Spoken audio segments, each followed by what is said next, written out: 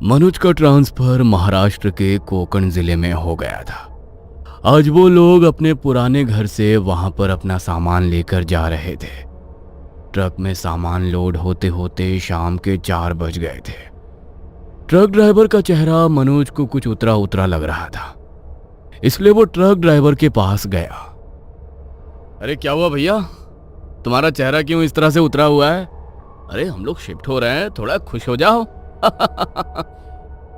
अरे ऐसी बात नहीं है भैया, मैंने आपको कल शाम को बोला था कि अपना सामान ट्रक में लोड करवा दो, तो हम लोग सुबह जल्दी यहाँ से निकल जाएंगे। अब यहीं पर शाम के 4 बज गए और आपको पता है ना, यहाँ से कोकण जाने में नाना करके भी 8-9 घंटे लग ही जाएंगे। और रात के समय कोकण जाने वाले रास्ते से जाना मतलब खुद ओखली में अपना सर देना है।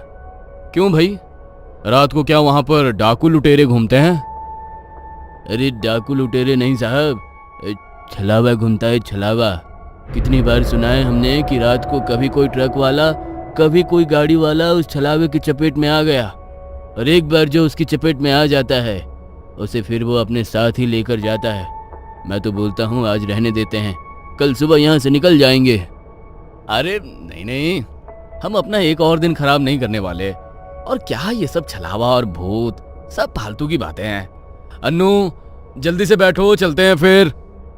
ट्रक ड्राइवर ने उनको चेताने की कोशिश की, मगर मनोज ने उसकी बात नहीं मानी और वो अनु के साथ ट्रक में बैठ गया।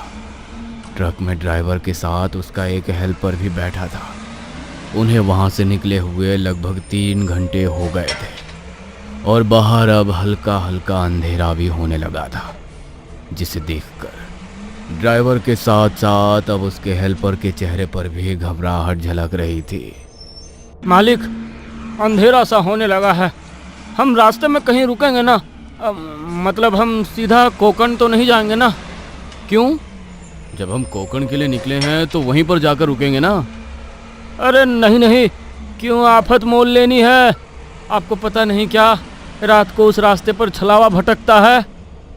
अरे यार, फिर से तुम्हारी ये नॉनसेंस वाली बातें शुरू हो गई। तुम ट्रक थोड़ा तेज चलाओ, मुझे कल सुबह अपना नया ऑफिस ज्वाइन करना है, समझे? वो लोग उनकी बात सुनने को तैयार ही नहीं थे। ट्रक थोड़ा और आगे बढ़ा। रात के लगभग 10 बज चुके थे। आगे अब जंगल का रास्ता शुरू होने वाला था और सबको भूख लगनी भी शुरू हो गई थी। साहब, बहुत देर से ट्रक चला रहा हूँ, बहुत भूख लग रही है। आप लोगों को भी भूख लगी होगी ना? पास में एक ढाबा है, वहाँ पर कुछ खा पी लेते हैं। हाँ मनोज, मुझे भी बहुत भूख लग रही है और तुम्हें मेरी चाय पीने की आदत तो पता ही है। रात को अगर चाय ना पी पाऊँ तो सर में दर्द हो जाता है। चलो ठीक है, वैसे भी आगे 2-2.5 घंटे का रास्ता ही बचा है, खा पी लेते हैं कुछ। थोड़ी दूर पर एक ढाबा आया। ट्रक वाले ने ट्रक को ढाबे के सामने रोक दिया। वो सब खाना खाने के लिए उतरे तो उन्होंने देखा कि ढाबे पर उन लोगों के अलावा कोई और लोग थे ही नहीं। ये बात उन्हें कुछ अजीब सी लगी, क्योंकि अभी सिर्फ रात के 10 बज रहे थे। कुछ अजीब बात नहीं है ये? कितनी बार हम लोग रात को ट्रैवल करते हैं और जब भी खाना खाने के लिए किसी ढाबे पर रुकते हैं तो ढाबे पर अक्सर लोग खाना खाने के लिए बैठे ही होते हैं, लेकिन यहाँ पर तो हमारे अलावा कोई भी खाना खाने के लिए नहीं है। इतनी रात को कोई यहाँ से आगे रास्ते पर बढ़ने की हिम्मत नहीं करता साहब। कोई रात को निकलता भी है तो पीछे गेस्ट हाउस है, वहीं पर रात को रुक जाते हैं लोग। हमारा ढाबा भी 10 बजे बंद हो जाता है। ग्राहक तो आना 7 बजे के बाद ही बंद कर देते हैं, मगर हम इसलिए थोड़ी देर तक ढाबा खोल कर रखते हैं ताकि अगर किसी को मदद की जरूरत हो तो हम उसकी मदद कर सकें। मदद? कैसी मदद? मेरे कहने का मतलब है कि रात को चाहो तो यहाँ पीछे गेस्ट हाउस है, वहाँ रुक सकते हो। इतनी रात को आगे तो जाओगे नहीं। अब तो ये लोग भी बोल रहे हैं साहब, इनकी बात तो मान लो। तुम्हें बोला ना एक बार नहीं रुकना, और बताया है ना तुम्हें कि सुबह मुझे ऑफिस भी ज्वाइन करनी है। आज रात तो आप हमें मरवा कर ही मानेंगे, किसी की भी बात सुनने को तैयार नहीं हो। अगर सब कह रहे हैं तो मान लीजिए ना, और वैसे भी 2-2.5 घंटे का रास्ता ही बचा है। सुबह 5 बजे तो रोशनी हो ही जाती है, तो सुबह सुबह निकल पड़ेंगे और आपके ऑफिस के टाइम से पहले ही हम पहुंच जाएंगे। क्या तुम भी इन लोगों की बातों में आ रही हो? गेस्ट हाउस वाले कमीशन देते होंगे इनको, इसलिए फालतू की कहानियां बना रहे हैं। तुम ये सब बातें छोड़ो और खाना खा लो। सब खाना खा रहे थे, तभी अनु के कपड़ों पर दाल गिर गई। हे भगवान, इस दाल को भी अभी ही गिरना था, पूरा कुर्ता खराब हो गया मेरा। अरे दीदी, वो पीछे वहाँ बाथरूम है, आप वहाँ जाकर इसे साफ कर लो। अनु अपने कपड़े साफ करने के लिए पीछे बाथरूम की तरफ गई। तभी वहां से वापस आते हुए उसे अपने पीछे किसी के पैरों की आहट सुनाई दी। उसने पीछे मुड़कर देखा तो वहां कोई नहीं था। वो फिर से आगे की तरफ बढ़ी, मगर इस बार दोबारा उसे किसी के पैरों की आवाज सुनाई दी। तभी अचानक एक बिल्ली पीछे से उसके सामने आकर कूद पड़ी और वहां से दूसरी तरफ भाग गई। उसने अन्नू को बुरी तरह डरा दिया। ये बिल्ली भी ना डरा दिया इसने मुझे। अनु जल्दी से ढाबे पर वापस आई। तब तक सबने खाना भी खा लिया था। अरे आ गई तुम, चलो चलते हैं। रुको साहब, मुझे भी जरा हल्का होना है, मैं अभी आता हूँ, बस 5 मिनट। थोड़ी देर बाद ट्रक ड्राइवर वापस आया और वापस आकर उसने ट्रक स्टार्ट किया और वो लोग वहां से निकल गए। थोड़ी दूर पर ही जंगल का रास्ता शुरू हो गया। ट्रक वाला और उसका हेल्पर छोटू बहुत घबराए हुए थे। मनोज अपने फोन में कुछ ढूंढ रहा था और अनु का ध्यान आगे रास्ते की तरफ था। तभी सामने देखकर वो जोर से चिल्लाई। उसकी चीख सुनकर ट्रक वाले ने अचानक ट्रक रोक दिया। अनु, क्या हुआ तुम्हें? तुम चिल्लाई क्यों? ट्रक चलाओ प्लीज, यहाँ पर मत रुको, आगे चलो बताती हूँ, पर प्लीज अब बीच रास्ते में दोबारा से ट्रक को मत रोकना। ठीक है मैडम। ट्रक वाले ने दोबारा ट्रक स्टार्ट कर दिया। डर के मारे अनु का पूरा चेहरा पसीने से भीग गया। किसी को भी समझ नहीं आ रहा था कि आखिर हुआ क्या है।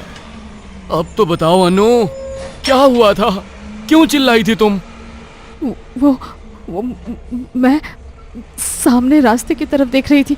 अचानक से खून से लथपथ एक आदमी मुझे सामने दिखाई दिया। मुझे लगा कि शायद उसका इस रास्ते पर एक्सीडेंट हो गया है। मैं उसकी मदद के लिए ट्रक रोकने के लिए बोलने ही वाली थी, लेकिन उससे पहले ही वो मेरी आंखों के सामने से गायब हो गया। क्या? ये आप क्या बोल रही हो मैडम? अगर ऐसा है तो इसका मतलब है कि छलावा हमारे पीछे लग चुका है, और अगर एक बार वो पीछे लग जाए तो पीछा नहीं छोड़ता। मना किया था मैंने आप लोगों को रात को इस रास्ते से आगे बढ़ने के लिए, लेकिन मेरी बात नहीं सुनी आप लोगों ने। अब आपकी वजह से हमें भी भुगतना पड़ेगा। अरे चुप करो तुम लोग। तुम लोगों ने ही डरा डरा कर अन्नू का दिमाग खराब कर दिया है। तुम लोगों की बातें सुनकर ही उसे ऐसे भ्रम हो रहे हैं। नहीं मनोज, ये मेरा कोई भ्रम नहीं था। मैंने सचमुच उस आदमी को देखा था। वो मेरी आंखों के सामने से गायब हुआ है। ये लोग बिल्कुल ठीक कह रहे थे। हमें उस गेस्ट हाउस में रुक जाना चाहिए था। मुझे बहुत डर लग रहा है। अरे कुछ नहीं होगा अनु, तुम इस तरह डरना बंद करो और अपनी आंखें बंद कर लो। आंखें बंद रखोगी तो तुम्हें इस तरह के भ्रम भी नहीं होंगे। मनोज के कहने पर अनु ने अपनी आंखें बंद कर ली। तभी उन तीनों को सामने से लोगों का एक झुंड आता दिखाई दिया। वो लोग शादी की तरह सजे धजे हुए थे, मगर ढोल ताशे का कोई शोर शराबा नहीं था। देखने में तो ये कोई बारात नजर आ रही है, मगर ना कोई बैंड बाजा ना कोई ढोल। कुछ अजीब नहीं लग रहा? अजीब तो लग रहा है। आज से पहले तो मैंने भी ऐसी कोई बारात नहीं देखी। अरे उस्ताद, मुझे ये कोई बारात नहीं बल्कि छलावा लगता है। कितनी बार सुना है हम लोगों ने कि छलावा किसी बारात के रूप में आता है। मैं तो कहता हूँ ट्रक पीछे ले लो। छोटू के कहने पर ड्राइवर ट्रक बैक करने लगा, मगर जब उसने ट्रक के साइड मिरर में देखा तो उसे पीछे से भी वही लोग आते दिखाई दिए। वही हुआ जिसका डर था। ये छलावा ही है। साइड मिरर में देखो, पीछे भी वही लोग दिखाई दे रहे हैं। जैसे ही उन तीनों ने साइड मिरर में देखा तो डर के मारे उनके रोंगटे खड़े हो गए। ओह माय गॉड, ये सब क्या हो रहा है? अब तो ट्रक को पीछे लेकर भी कोई फायदा नहीं है। ट्रक को फुल स्पीड में आगे बढ़ाओ और जल्दी निकलो इस जगह से। ट्रक ड्राइवर ने बिना टाइम वेस्ट किए ट्रक को फुल स्पीड में आगे की तरफ बढ़ाया और अचानक वो लोग वहां से आगे की तरफ बढ़ गए। जैसे जैसे ट्रक आगे बढ़ता जा रहा था वैसे वैसे वो लोग भी उन्हें आगे की तरफ बढ़ते दिखाई देते जा रहे थे। डर के मारे उन सबका बुरा हाल हो चुका था। मना किया था मैंने आपको, कितनी बार मना किया था, मगर एक बार भी मेरी बात नहीं सुनी आप लोगों ने। अब आप लोगों के चक्कर में हम दोनों की भी जान जाएगी। उस्ताद, वो लोग तो सामने से दिखने गायब हो गए, लेकिन मुझे लगता है कि हम एक ही रास्ते पर फंस कर रह गए हैं। ये देखिए, ये पानी की प्याऊ वही है जिसके ऊपर ये मटका रखा था। ये तो उस ढाबे से थोड़ी दूर पर ही थी ना, और हम लोग तो वहाँ से बहुत आगे आ चुके हैं। तो फिर ये प्याऊ यहाँ पर कैसे आ गई? ये बिल्कुल ठीक कह रहा है। ये वही प्याऊ है। उसके बगल में ठीक ऐसा ही बेंच था जिस पर कोंकण 2 घंटे दूर लिखा था, और इसके ऊपर भी वही लिखा है। हम एक ही रास्ते पर घूमते जा रहे हैं। इस छलावे ने हमें अपने भ्रम में फंसा लिया है, लेकिन अब हम इस छलावे से बाहर कैसे निकलेंगे? ड्राइवर फुल स्पीड में वहां से ट्रक को भगा रहा था, मगर कुछ देर बाद वो फिर से उसी जगह पर आकर रुक गए और कुछ देर आगे चलने के बाद अचानक बहुत तेज ब्रेक के साथ ट्रक भी वहीं पर रुक गया। अरे, तुमने ट्रक क्यों रोक दिया? मरना है क्या तुम्हें? अरे रोका नहीं है मैंने ट्रक को, बल्कि खुद रुक गया है। इसे भी अभी ही खराब होना था। अगर ये ट्रक आगे नहीं बढ़ा तो हम सब बुरी तरह फंस जाएंगे। हमें आसपास कोई सुरक्षित जगह ढूंढनी होगी जहां हम आज रात रुक सके। उस तरफ देखो, झाड़ियों का इलाका है, लेकिन एक छोटा सा घर दिखाई दे रहा है मुझे। लालटेन की रोशनी भी है वहां पर। लेकिन अगर हम बाहर निकले और छलावे ने हमें पकड़ लिया तो? लेकिन अगर हम इस ट्रक के अंदर बैठे रहे तो भी छलावे का ध्यान इस पर चला जाएगा और हम यहाँ से कहीं भाग भी नहीं पाएंगे। इससे अच्छा है कि हम वहीं पर जाकर छिप जाएं। उन सबको छोटू की बात ठीक लगी और वो ट्रक से निकलकर झाड़ियों के बीच चले गए जहां पर एक छोटा सा घर था। वो लोग उस घर के भीतर गए और उन्होंने दरवाजे को अंदर से बंद कर लिया। वो घर ज्यादा साफ नहीं था, लेकिन वहां 2 बिस्तर रखे हुए थे। एक काम करते हैं, जब तक यहाँ रुके हैं थोड़ी देर आराम कर लेते हैं। मेरे सर में बहुत जोर से दर्द हो रहा है।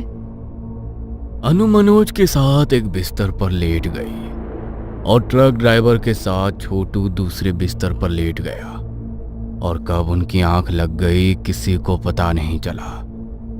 तभी कुछ देर बाद मटके पर रखा गिलास अचानक से नीचे गिर गया और उसकी आवाज से अनु की नींद टूट गई। अनु ने आंखें मलते हुए सामने देखा तो डर के मारे उसकी चीख निकल गई, क्योंकि छोटू जमीन पर पड़ा हुआ था और उसकी गर्दन के मांस को किसी ने फाड़ डाला था। उसकी चीख की आवाज से मनोज और ट्रक ड्राइवर की भी नींद खुल गई, और जब उन्होंने सामने देखा तो डर के मारे उनकी आंखें भी फटी की फटी रह गईं। छोटू, ये क्या हो गया? छोटू को किसने मारा इसे? पता नहीं, मेरे कानों में तो पानी का गिलास गिरने की आवाज पड़ी थी। उससे मेरी नींद टूट गई और जब मैंने सामने देखा तो छोटू मर चुका था। मुझे तो लगता है तुमने ही मारा है। अरे, तुम्हारा दिमाग और आप खराब हो गया है क्या? क्या अनाप शनाप बके जा रहे हो? अनाप शनाप नहीं, बिल्कुल ठीक बोल रहा हूं मैं। मुझे तो यही छलावा लगती है। सबसे पहले इसी ने बोला था कि इसको सामने कोई आदमी दिखाई दिया है, और सबसे पहले यही गई थी ना कपड़े साफ करने ढाबे के पीछे बाथरूम की तरफ, और अभी भी यही चिल्लाई थी। हम दोनों तो सो रहे थे, तो छोटू को मारा किसने? यही छलावा है, इसी ने मारा है उसे। क्या? लेकिन अगर ये छलावा है तो मेरी अनु कहाँ है? अरे तुम पागल हो गए हो क्या मनोज? इसकी बात क्यों सुन रहे हो? और बात रही बाथरूम जाने की, तो मेरे बाद ये भी तो गया था बाथरूम की तरफ। ये भी तो छलावा हो सकता है। मैं बता रहा हूँ, ये हमें गुमराह करने की कोशिश कर रही है। अगर हमने इसे नहीं मारा तो जैसे इसने छोटू को मारा है वैसे ही ये हमें भी मार देगी। ट्रक वाले ने पास में पड़ा एक डंडा उठाया और उससे अनु की तरफ वार करने लगा, मगर अनु वहां से हट गई और वो डंडा मनोज के सर पर जाकर लगा। मनोज के सर से खून बहने लगा। तभी अनु ने नीचे पड़ा वो डंडा उठाया और ट्रक ड्राइवर पर वार करने लगी, मगर उसने उसके हाथ से वो डंडा छीनकर दूर फेंक दिया। तुझे छोड़ूंगा नहीं मैं, मुझे पता है तू ही छलावा है। ट्रक ड्राइवर ने फिर से वो डंडा उठाया, मगर जैसे ही वो डंडा उठाने के लिए नीचे झुका, तभी मनोज का ध्यान वहां नीचे लगे एक शीशे पर पड़ा जिसमें ट्रक ड्राइवर की छवि दिखाई ही नहीं दे रही थी। मनोज उसी वक्त समझ गया कि छलावा कोई और नहीं बल्कि वो ट्रक ड्राइवर ही है। वो अपने सर पर हाथ रखे हुए जल्दी से उठा और वहां पर रखा हुआ मटका उसने ट्रक ड्राइवर के सर पर दे मारा और वो डंडा उठाकर लगातार उस पर वार किए। वो निढाल होकर वहां गिर पड़ा और अनु का हाथ पकड़कर वहां से बाहर की तरफ भाग गया। तभी सूरज की पहली किरण उगी और जब सूरज निकल जाता है तो छलावा किसी पर हावी नहीं हो पाता। कुछ देर बाद वहां पर एक बस आई और वो दोनों उसमें बैठकर कोकण के लिए निकल गए। वो दोनों तो खुशकिस्मत थे कि उनकी जान बच गई, मगर ट्रक ड्राइवर और छोटू को उनकी जिद की वजह से अपनी जान गंवानी पड़ी। छलावा कोई बनाई हुई कहानी या भ्रम नहीं है। एक बार ये जिसके पीछे पड़ जाए उनमें से किसी ना किसी को तो अपने साथ लेकर ही जाता है। इसलिए रात के समय ऐसे रास्ते से गुजरने की भूल ना करें। क्या पता अगले सुनसान रास्ते पर छलावा आपका ही इंतजार कर रहा हो।